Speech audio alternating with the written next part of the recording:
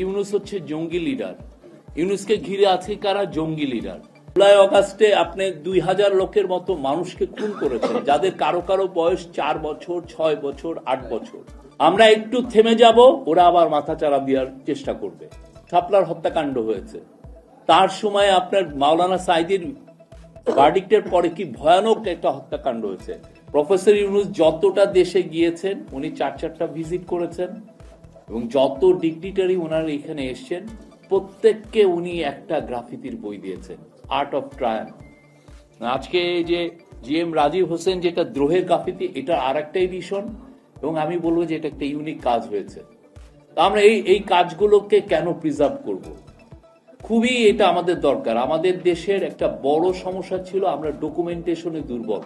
বাংলাদেশের এই যে এবারের যে আন্দোলনটা হলো, এটার একটা ইউনিক একটা এক্সপ্রেশন ছিল, এবং এই আন্দোলনটা এটা কেন করলো আমাদের ছেলেরা? তারা পৃথিবীকে জানাতে চায় যে বাংলাদেশের নতুন একটা জেনারেশন আসছে, বাংলাদেশের ইতিহাসে তারা নতুন একটা বাকবদল করতে চাচ্ছে, এবং এটা তারা পৃথিবীকে বলছে যে আমাদেরকে তোমরা ডিগনিটির সাথে দেখো,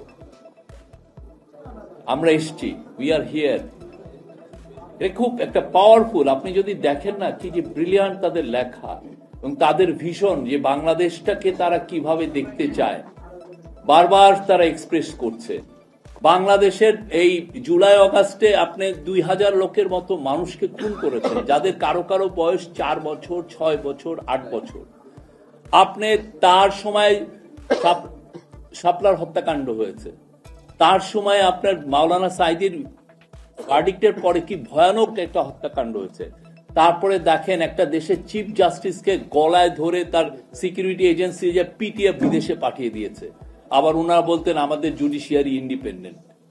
আপনি দেখতেছেন যে আওয়ামী লীগ এবং পতিত স্বৈরাচার, চোরতন্ত্রের জননী, ঘুমের জননী, তারা চাচ্ছেন বাংলাদেশকে এই যে ন্যারেটিভকে তারা চ্যালেঞ্জ করতে চাচ্ছেন।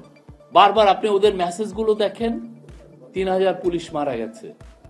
ওদের মানে ইউনূস হচ্ছে জঙ্গি লিডার। ইউনূসকে ঘিরে আছে কারা? জঙ্গি লিডার। এটা কেন করছে জানেন? এটা খুবই ওয়েল অর্কেস্ট্রেটেড ক্যাম্পেইন, এবং এটা ইন্ডিয়ান মিডিয়াও এটার সাথে জড়িত। তারা মিলিয়নস অফ ডলার খরচ করছে এই হাসিনার অলিগার্ক গুলো। আমরা একটু থেমে যাব, ওরা আবার মাথাচাড়া দেওয়ার চেষ্টা করবে।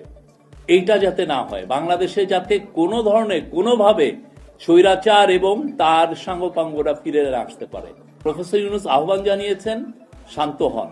আমাদের কাজটা হচ্ছে আমরা রিসার্চের মাধ্যমে কি ভয়াবহ 15টা বছর ছিল সেটা সবাইকে জানাবো। প্রত্যেকটা ক্যাম্পাসে ক্যাম্পাসে সেমিনার করব, প্রত্যেকটা দেয়ালে দেয়ালে সে যে অন্যায় অবিচার করেছে সেটা আমরা লিখে রাখবো, যাতে বাংলাদেশে এই পতিত স্বৈরাচার এবং তার সাঙ্গপাঙ্গ জীবনেও যাতে না ফিরে আসতে পারে। এটা আমাদের ঐক্য, এটাকে আমাদের করতে হবে।